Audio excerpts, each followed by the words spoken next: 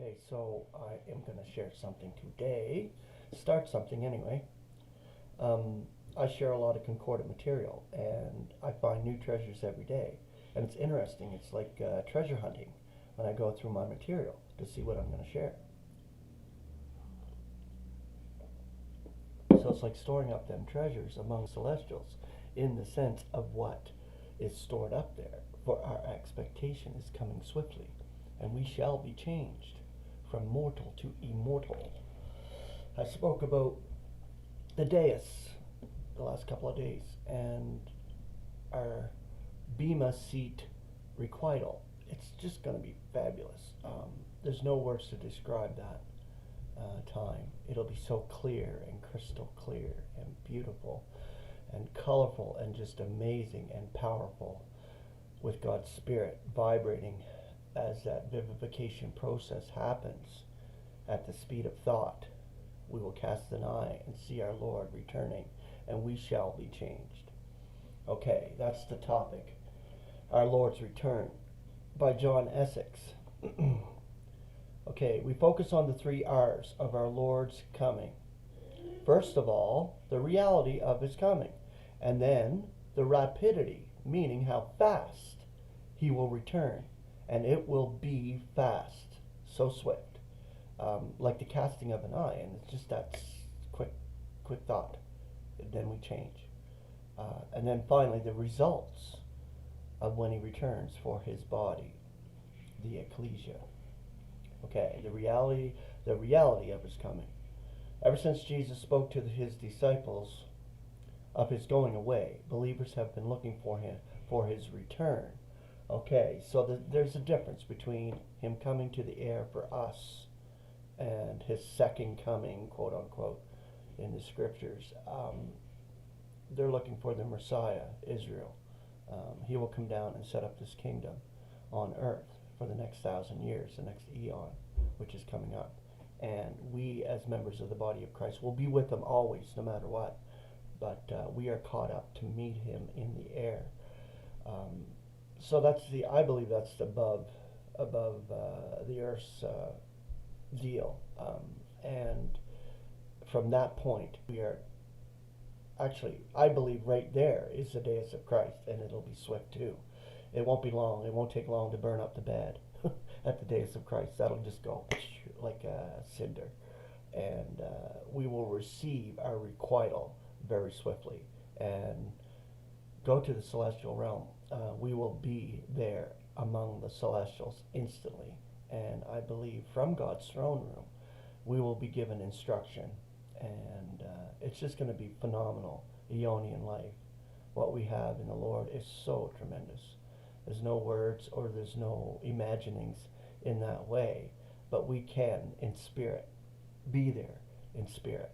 Because we're already there in spirit now, next to God in Christ. And within that framework, we will be operating among the celestials to reconcile all those celestial beings that are there. Okay, I went off on a train thinking. It's good. It's good stuff. But just as I'm reading here, because it talks about the second coming a little bit here, although nearly 2,000 years have since elapsed, we today are still eagerly anticipating the return of the Lord, as believers, yes, to the air, though not in the same manner as those early disciples who look for their Messiah to return to the earth, actually put his foot on the Mount of Olives, which is going to happen. It is an essential and integral part of our glorious expectation, though by no means the sum total of that expectation, as we shall see later. In spite of the lapse of time since Jesus was taken away, is our faith in his future return still as strong as ever?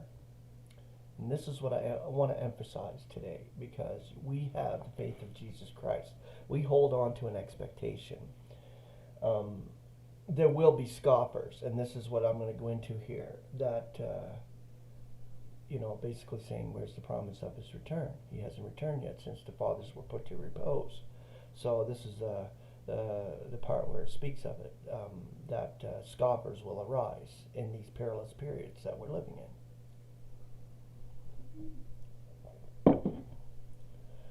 Okay. Many times we have heard the belief expressed that the second coming of the Lord was near, yet he still seems to tarry. Even actual dates for his return have been suggested, but these have passed, and he has still not come. Do we ever have any niggling doubts as to whether he will come? Do we ever feel like those of whom Peter wrote when he spoke of some in the last days, asking, where is the promise of his presence? For since the fathers were put to repose, all is continuing thus from the beginning of creation. 2 Peter 3:4.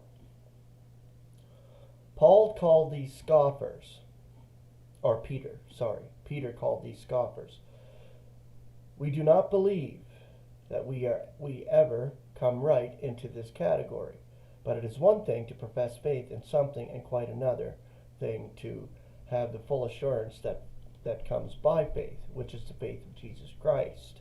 We can profess it, but if we're denying the fact that we're not expecting Christ to return, or scoffing at the fact that he hasn't returned yet, then I think that we're protesters, along with the rest who protest the fact that Christ didn't return yet. Those of Israel are waiting for their Messiah, and he has not come yet to set up the kingdom, but he will, and it will happen.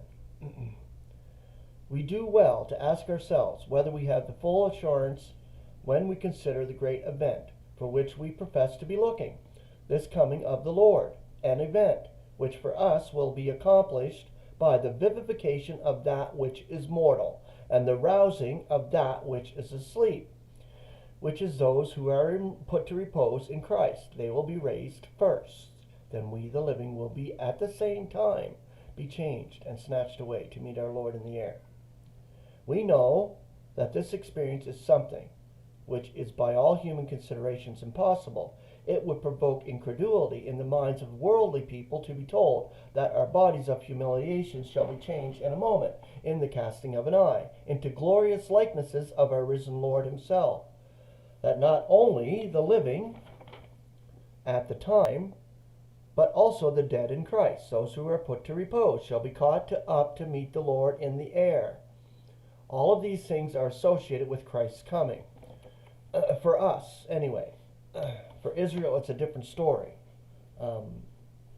He will be coming and setting his feet on the Mount of Olives and be setting up the kingdom the next 1,000 years.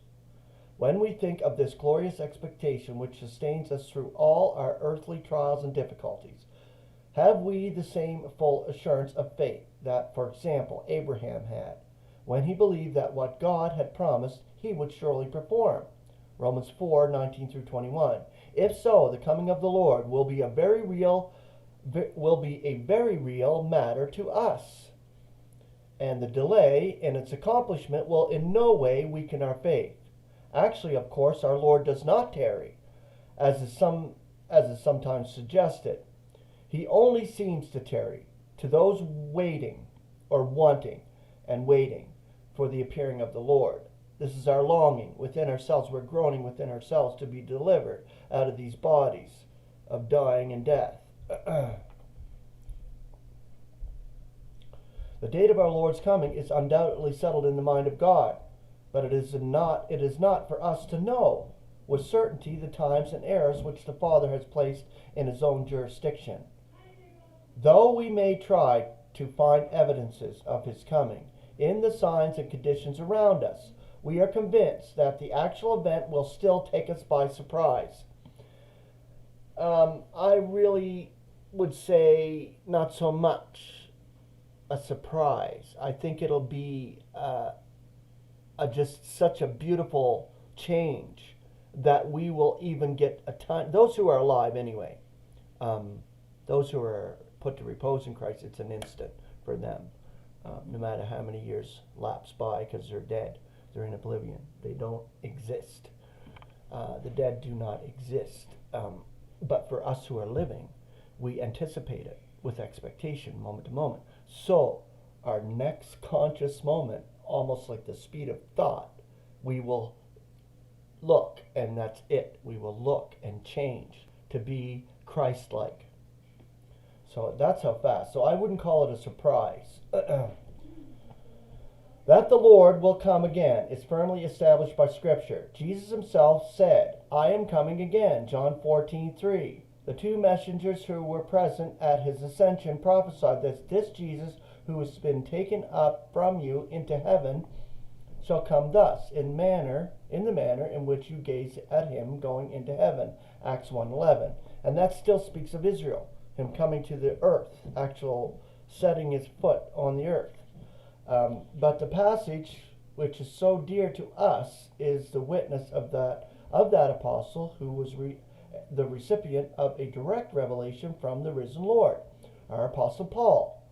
In 1 Thessalonians 4:16 affirms that the Lord himself will be descending from heaven with a shout of command.